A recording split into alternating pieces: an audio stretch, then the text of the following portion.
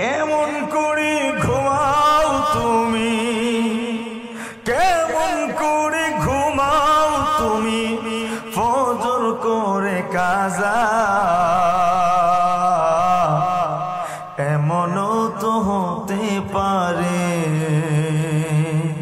জোহরে জানাজা তোমার, এমনও তো হতে পারে জোহরে জানাজা। মুসলিম হয় না জন্ম নিলেই মুসলমানের ঘরে, কাফের মুমিন তফাৎ হয় সালাতে